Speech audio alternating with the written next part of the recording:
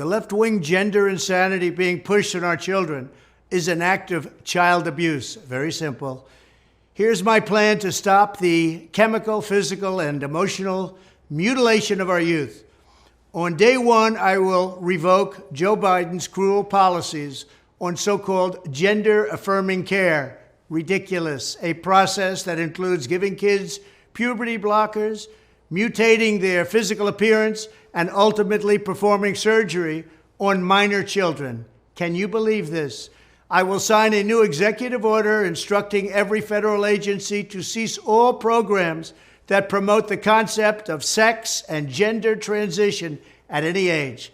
I will then ask Congress to permanently stop federal taxpayer dollars from being used to promote or pay for these procedures and pass a law prohibiting child sexual mutilation in all 50 states. It'll go very quickly.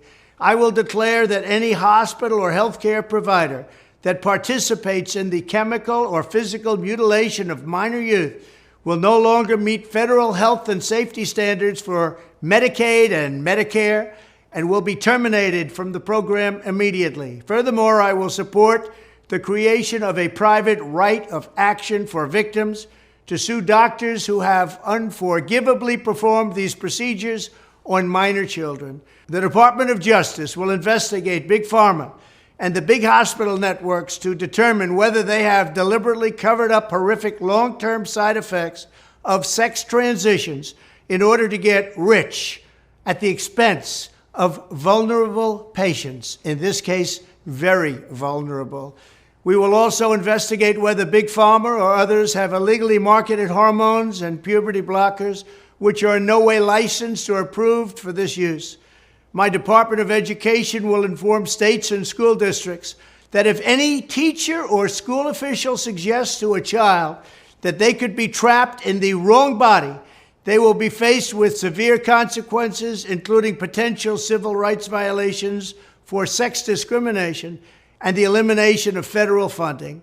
As part of our new credentialing body for teachers, we will promote positive education about the nuclear family, the roles of mothers and fathers, and celebrating rather than erasing the things that make men and women different and unique. I will ask Congress to pass a bill establishing that the only genders recognized by the United States government are male and female, and they are assigned at birth.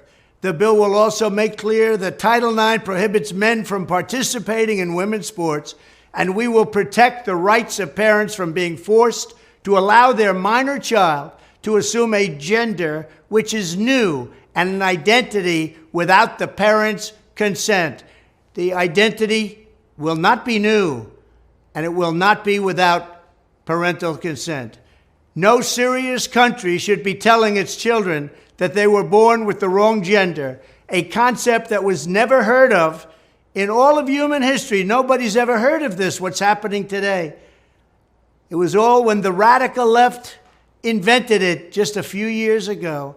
Under my leadership, this madness will end. Thank you very much.